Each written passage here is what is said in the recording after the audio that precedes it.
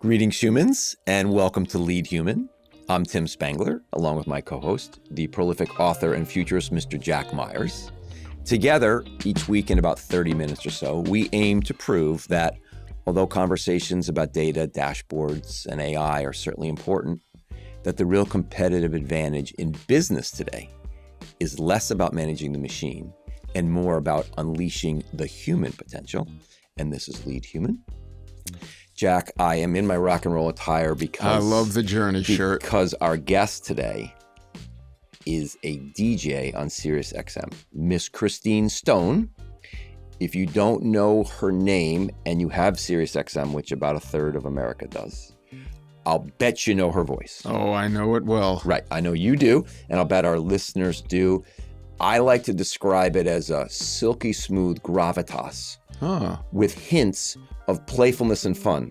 So if she was a fine wine. Sounds like a fine wine. Exactly. I love it. Perfect. That's how I would describe it. And I've always been a fan. And I met her because I, quote unquote, slid into her DM.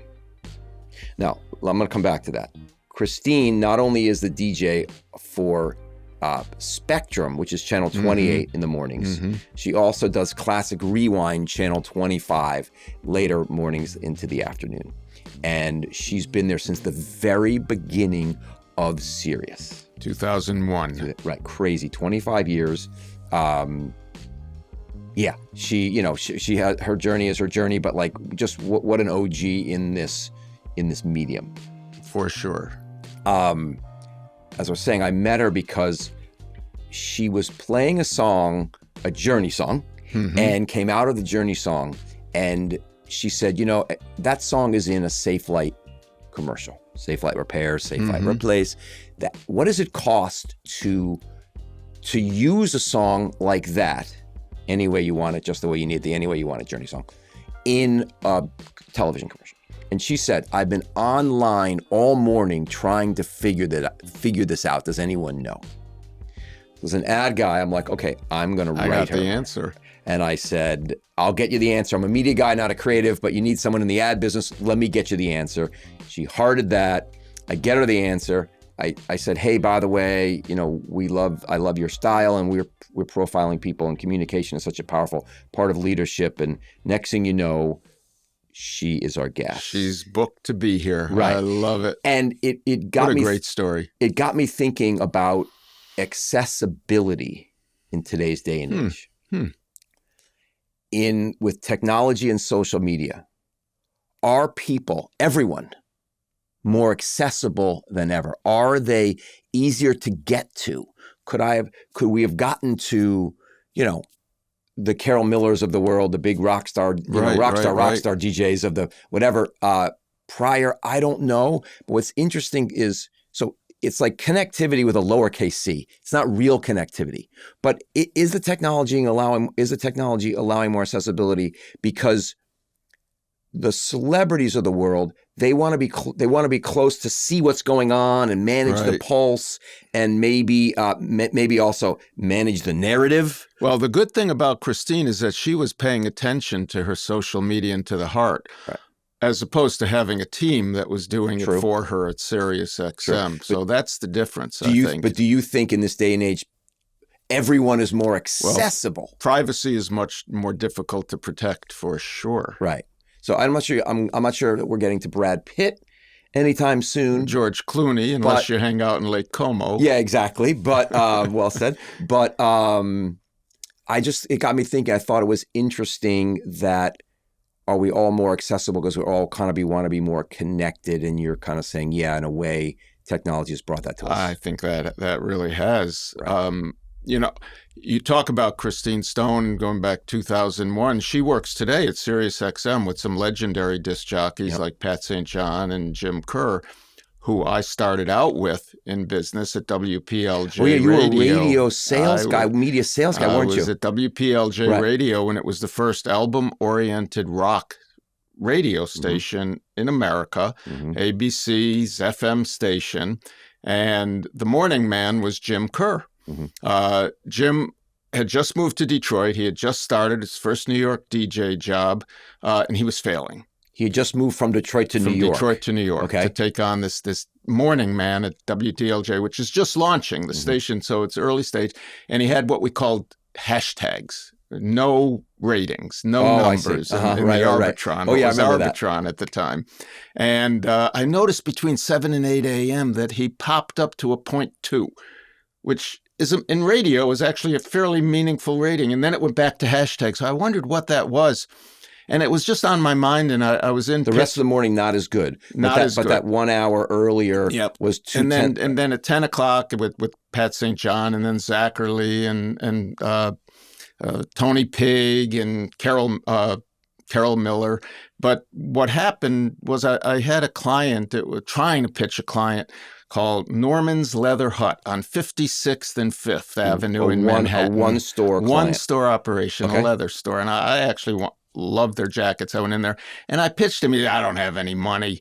And I thought, who's in that 7 to 8 a.m. blogs? Probably young secretaries, assistants, young women in Queens and Brooklyn and Staten Island, just getting ready to come to work. And they like Jim Kerr because that was his appeal.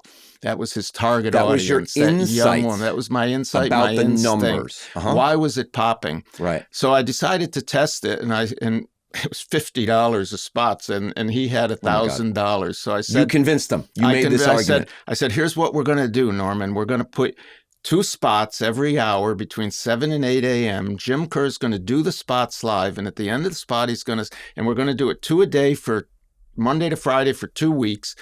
And Jim's going to announce that last Friday, he's going to do a lunchtime personal appearance at Norman's Leather Hut, and he's going to be there. Mm-hmm. So that Friday comes, and Jim does the live spot every day, 10 days. That Friday comes, and Jim and I gather like a dozen T-shirts from the goodie closet, and we round the corner. We were on 54th and 6th. On 6th and 56th, the police are setting up barricades in front of Norman's Leather Hut. And we think, we think our first reaction is, oh my God, no one's going to be able to let in. Then we realize it's because these girls were lining up down the block. I walk up to go Jim, because Jim Kerr's about to be there. Jim Kerr's about to be there. Oh my God! I walk up and I say, "It's Jim Kerr," and they start screaming and yelling and crowding around Jim. I run back to the station. I gather up everything I could find. Norman sold out his store that day. What do you mean sold out the store? Everything in the store got sold. Because Jim went to the back of the store, was signing. They walked through the store. Jim was promoting the goods. That is crazy. Yeah. The power of the DJ. Of the DJ. So that's what we can talk about with Kristine. So good. Let's bring her on. Let's welcome Kristine to the show. I love that story. Kristine, welcome.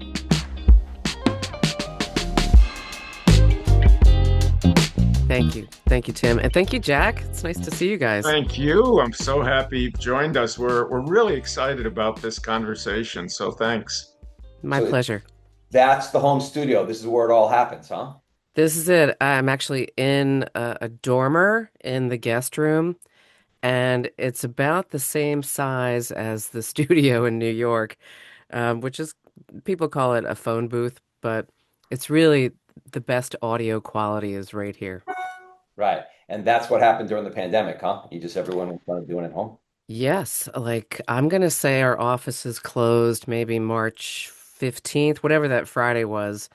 And by Monday, everyone had a laptop, microphone, USB mic and little screens and everything. They just, said, we got to keep going. And that was actually a really good time for us. We had more people listening on the app and online, and we had specialty programming, for isolation and, lockdown. We did the best we could with that situation. And we all embraced it and just kept moving forward too as your listeners. I know, because I was one of them. All right, so let's jump in. Question 1, we like to call it kind of a grounding question. And as a SiriusXM DJ who, quite frankly, what you say and what you play does have an effect on how we feel across the 50 states. I am a DJ. I am what I play. Which is pretty cool. Fine, good. That's where we're going. So tell us about the human who is behind the microphone. Well, I'm a single mom. My kids are grown. I have twin boys who are going to be 26 in November. Mm-hmm. And one is autistic, and he's doing quite well. He's in a job program. And my listeners already know all this about me, but to tell you and reiterate, I see them a couple times a month, take them to dinner. It's always about food with your kids, food and money. So they're doing quite well. They live down in Milford, Connecticut, and I'm up outside of Hartford now. All right, so go one level deeper about who you are besides as a mom and two kids and a DJ. Go. Oh, I'm just a sensitive woman.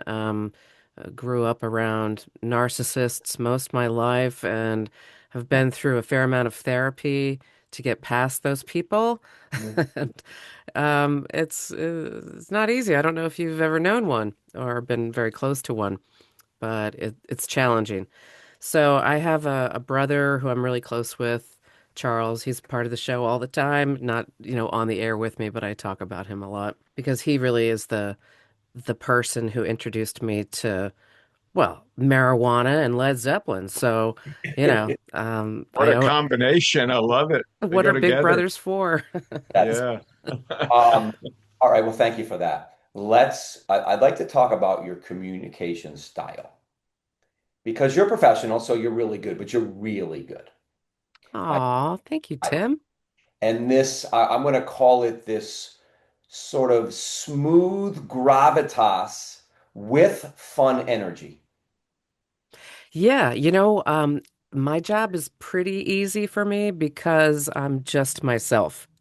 And, if I was to put on some sort of air, like I've heard so many radio people, when I first got in the business, and it was very yuck yuck. And we used to call that person Ron Radio, I mean, it was what it was, but it's evolved. And I think we can thank people like Howard Stern, for bringing everything down to a very one-on-one conversational level. Authentic. So you're saying that when you were like walking the halls of your grammar school, people were like, "Oh, she's going to be on the air nationally someday." You were born to do it. Is that what you're trying to say? No, no, definitely not. In fact, I remember my maternal grandmother on the phone all the time. She'd say, Christine, you're so monotonous. You just have this monotone. It's just so boring. A little inflection wouldn't hurt. And that's stuck with me, obviously, 50 years. So, yeah, Great you have to advice. smile when you're on the air, and it just helps your voice sound better. So if there's one thing that, maybe is not so authentic is that I do smile when I'm on the air. So when you think back to your earliest memory of music, you mentioned Led Zeppelin. That's a perfect memory. Music that landed emotionally, not just getting high, but emotionally. What was the song that you first remember having an emotional impact on you? Where were you, and what did it unlock in you that made you want to stay close to music? Wow, that's a great question. I immediately, while you were asking this question, thought back to when I was about 7 years old. And I used to go to bed at night with the radio on, and that was AM at the time. That was early 70s. Yep, yep. But I remember the song Loving You. I want to say it was Minnie Riperton. And she hit these really high notes in that song. And I remember it lulling me to sleep. I mean, that's an early memory, but that's probably one of the first songs that ever grabbed me. Tim, was there one for you that grabbed you early? No, I can't think. I have to. No, Yeah. lots of songs, but I have to. Nothing like that comes up. Shoot, no. For me, it was Chances Are, Mhm. and the Everly Brothers. So I go back further than you do, Christine. That's But okay. I know the yeah, Everly back, Brothers had a huge yeah, impact on people. yeah, huge impact, and then Elvis. But when you first became a DJ, you know, there were a lot of voices. I'm sure that you grew up with that influenced you, and who you've not necessarily copied, but who have been role models. I know, I spent a little time at WPLJ in the early days of album-oriented rock, and those were classic, legendary DJs. Some of whom you continue to work with: Pat St. John, Jim Kerr, and who Carol Miller, influenced Meg Carol Griffin. I Miller, mean, of course, and then on WNEW, the Nightbird, Allison Steele. So Uh, My so, heroes. so who talk about that? Talk about your heroes. Well, they say never meet them.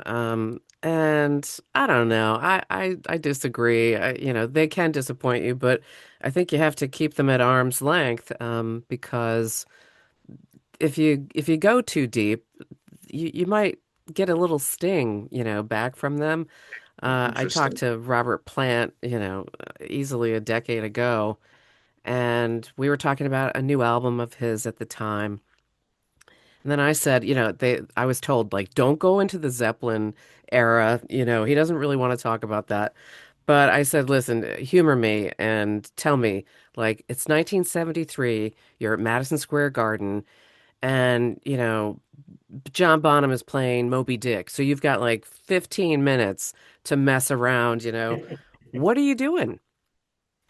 And he just paused and then he said, and you can beep this out if you want to, but he said, fellatio.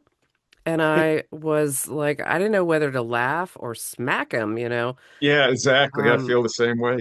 right. So he really caught me off guard with that. And I was a little dumbstruck for a few seconds. Like I had to gather myself again because that threw me way off. I wasn't expecting that. I got to meet Roger Waters backstage at Madison Square Garden after a show, but he came out with a towel around him. He had just taken a shower. So talk about not wanting to meet your heroes, although David Gilmour is more of a hero for me. But in that context of David Gilmour, are there any of your legendary musicians that you love who are still creating music and still having a cultural impact and influence that you can talk about? Well, it's interesting because, working on Classic Rewind, that is a finite, time for rock and roll. And we call it the cassette era. And it is that, late 70s, 80s, early 90s. But the other channel I work on, which is the Spectrum, that is classic rock and new rock and then everything in between. I mean, there's like 70 years of music on that channel. And that has kind of brought me out of, that classic rock comfort zone, so to speak. Mhm. And I really enjoy it. I'm so grateful to now, feel musically up to date with bands like My Morning Jacket and Wilco and, Mumford and Sons, Florence and the Machine. So yeah, that's been a great eye-opening experience, for gosh, well, I'm in my 25th year now this August. So that's a long time, and I've seen a lot of changes at SiriusXM. And in fact, when I started, it was, 2 weeks before 9/11, and it Mhm. was just Sirius satellite radio at that time. We had not yet Right. merged with XM, which came in 2008. But, I made it through all that. So I'm grateful to still be on the air. Because you've Happy been, anniversary, Thank 25 you. years. and you've been there from the beginning. The very beginning, yeah. In fact, like I said, I was there 2 weeks and then the office was closed for a week. And then we actually were just broadcasting for a few months internally, like in our Detroit office in Washington, D.C., and New York, of course. Maybe it was just New York and Detroit. But we finally launched, I think, February of 2002. And so, then it was just like a race against XM. And thankfully, we eventually acquired them. So Right. that has been a lot of getting used to, a lot of shakeups. But again, I'm just grateful to still be there. I want to come back to the communication thing because on the show, we try to have people have practical takeaways to make them better. And so, like, I get, the Howard Stern and being more authentic and, dialing it down makes total sense. But how about some other practical tips for people who are leaders? They could be leading a 10-person team, so they're in the conference room once a week, right? At the head of the table with the team. They could be talking to a team of 400 on a Zoom or, in an offsite or whatever. What are some other, if you were going to be like their speech coach, let's say, what are some other elements of powerful communication? Maybe you take them for granted now, but that you think people who want to be more effective communicators could learn from you? Well, I think a one-on-one disposition is of paramount importance. And in fact, I really try to say you as much as I can in my shows. Like, how are Hmm. you today? I don't like to say, how's everybody doing? It's just too general and makes the listener feel maybe a little lost or just one of a crowd. So, you is very important. And you'd be amazed how many times you can say you instead of you all. And, I think being authentic and down to earth and honest Mm, is key. I mean, one of our, mottos at SiriusXM is, whatever you say on the air, go for it, as long as it's true. love that. Okay, so there's a framing or a filter when you're speaking, whether it's the 10 or the 400, have in the back of your mind, I'm really talking to one person to the degree you can, when there's not a moment of having to bring everyone together in a clearly, with that as an agenda. Other than that, you'd advise, can you think about a one-to-one diction? That's Uh, correct. okay. I mean, on the other end of it, I think of Tom Petty's Buried Treasure show that he did, over 200 episodes of.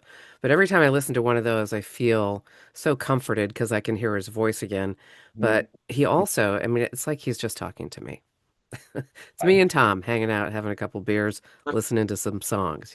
Talk about where we're headed with music and DJing actually becoming more and more automated with radio experimenting with AI voices. Yes, Where yes, do that's talk about that and where you see the human role of the DJ evolving?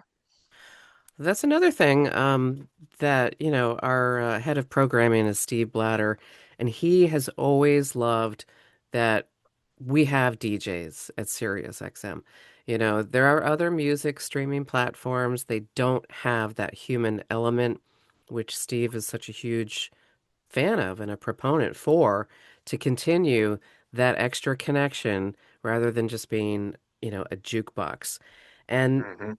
our program directors, I have two. I have one for the Spectrum, one for Classic Rewind. And they're both in LA, actually, at those Oh, studios, which, with the technology, we can do it from anywhere. But they also have in the back of their minds, this has to be something that AI cannot reproduce because otherwise, the whole landscape would change. And so I think all of the announcers are very mindful of that. Like, this has to be much more authentic and down to earth than anything that a computer could churn out. So, we're not governed by the FCC. And so there are a few swear words that, are pretty innocuous these days, but they're natural. Like if I was, angry about somebody not getting in the Rock and Roll Hall of Fame, I could just say, well, that's pure bullshit because they should be in and they're overqualified, etc. But that right there does get people's attention and lets them know that, you know, this is what you get. Those little extra human reactions that you can't get from AI. Is there someone who you're pissed off has not gotten into the Rock and Roll Hall of Oh Fame? my God.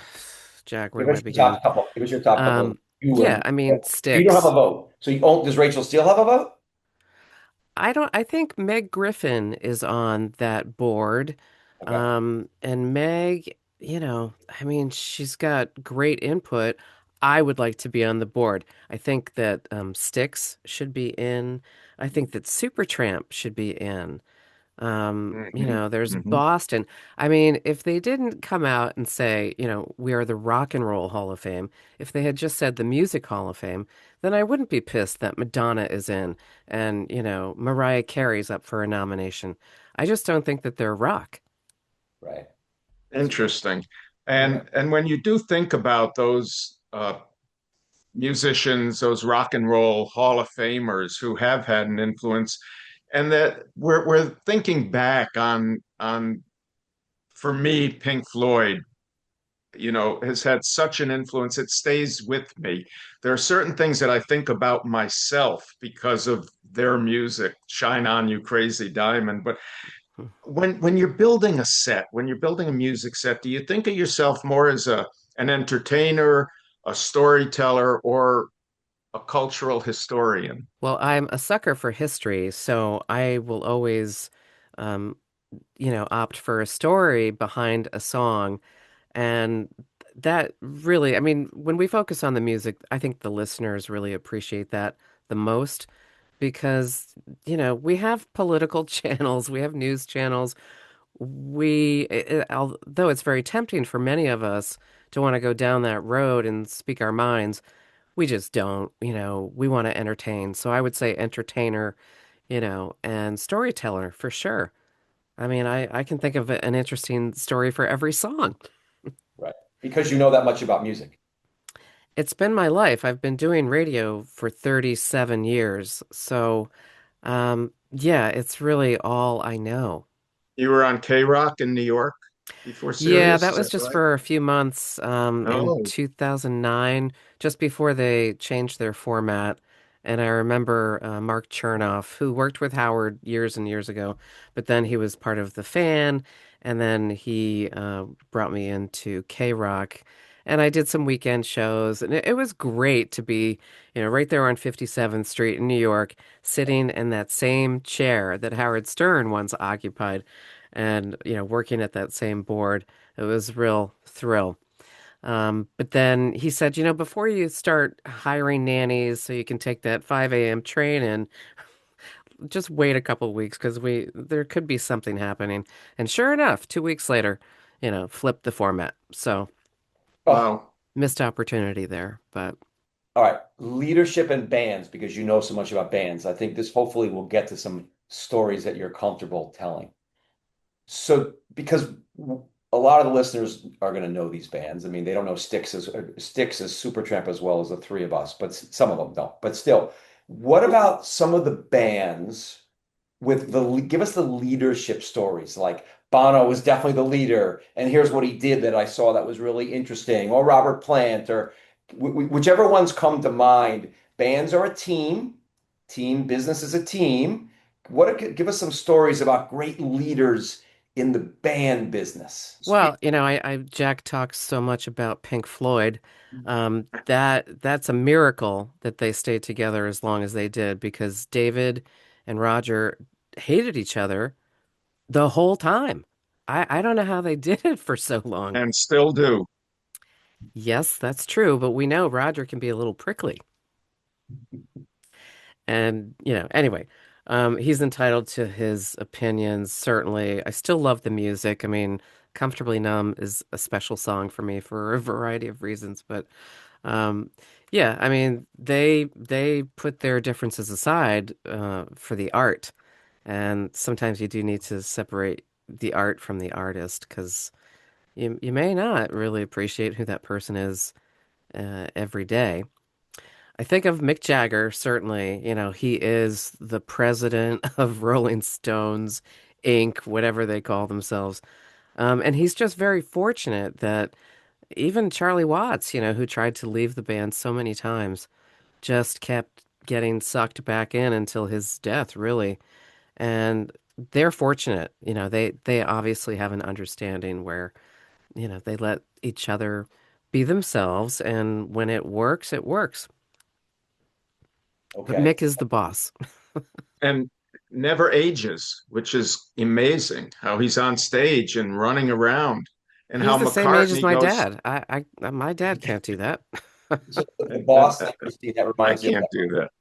the boss thing reminds me of Don and Glenn in the back of the plane. And they would come back to the back and pitch story. The Eagles are my favorite band. So they would come back and pitch stories to Don and Glenn, right? Pitch ideas and songs. Like talk, they were in charge, right?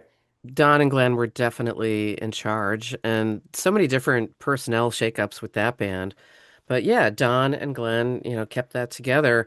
And even Don said after Glenn Fry's passing, he said, "There's no way this is going to continue unless we can convince Deacon Fry, Glenn's son, to join in." It was the only thing that felt right, and it's been a really great run for them. Have you seen them in Vegas? I have not. Not in Vegas. I saw them in Newark Oh, on the Hotel California tour.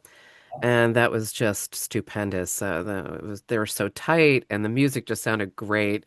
Excellent production. They had a little drum intro for Hotel California, and it was fantastic, just fantastic.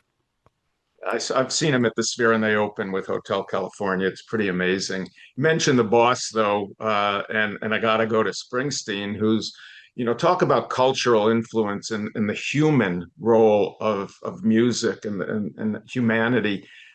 Connect the dots, uh, Kristine, if you would, between the music, the culture, and the individual, and how you see your role as a DJ really having an influence on humanity.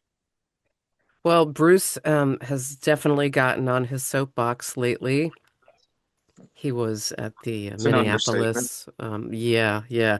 And he owns it. He said, I know I'm going to lose some fans and I don't care. This is important to me. So, he's writing songs about our current state of things. He's not afraid to say what he wants, which is really great. That's leadership for humanity, not just music. And the lines are so blurred nowadays. It's hard for me to get through a show without knowing how one artist feels. So, I am encouraged not to go down that road because we are divided right now. There's no question. And I want to continue to entertain everyone. Right. So I don't get into the weeds on that stuff, which actually is better for my own mental health. Because I really don't watch the news anymore. I mean, I see what's going on, but I don't need to engage, all day like some people just watching the news all day. I don't need Yeah. it. All right, back to the music. Craziest story that you can tell on air. The craziest story? Oh, wow. Well, I talked about meeting Robert Plant. That's pretty crazy, but But, when I was in high school, I mean, this is going back to like my brother Charles and weed, but, I was a senior in high school and living in Manhattan with my dad. huh? And I was taking a cab home from school and we lived on 52nd Street. So we went down to 52nd and crossed over eastward. And I'm going by some hotel right off Park Avenue, was where all the Saturday Night Live guests would stay. And I'm in the taxi. I'm about two cars, away from this hotel, but I see Robert Plant, and he's part of the Honey Drippers at that time, and he's the musical guest on Saturday Night Live. And I see him from the taxi, and I'm just like, oh my God, what do I do? Throw some money at this cab driver and jump out? And then he started to drive, the light turned green. I was like, oh my God, I just missed like this great opportunity to meet Robert Plant, who I've always loved. And then, I was so sad about that. Like my inaction and paralysis, just being, amazed that he was right there. I froze and didn't take the step. So when 2014 came around and I got to interview him, I was very, very happy. If you only would have known, you could have yelled fellatio as you were driving by, and you never know. Yeah. It wouldn't have meant anything then. Now, if I met him again now, I would remind him how he made me blush and put me on the spot, in an interview. Like, what do I say to that? Oh, exactly. I wish we could do this for 2 hours. You probably have somewhere else to be. So thank you again. I We think can do it again. awesome. Maybe we will. That would be great. We could And do part two. Jack and I love to try to have some of the takeaways that come from the wisdom of the people that we are fortunate enough to have on the show. And so Jack is always best at it, and then I try to kick in. Or Jack, you're shaking your head. Do you want me to start? No, I've got, Tim, I just have one thing that I want to come back to because I think it was the theme throughout the conversation. Early on, you said, I am what I play. And Yes. and I love that. I love that. I love that that comes through in your work and in your life. And that's it's just a wonderful thought. I think we all play songs in our heads. And I think we are all what we play. So I'll just stick Yeah. with that.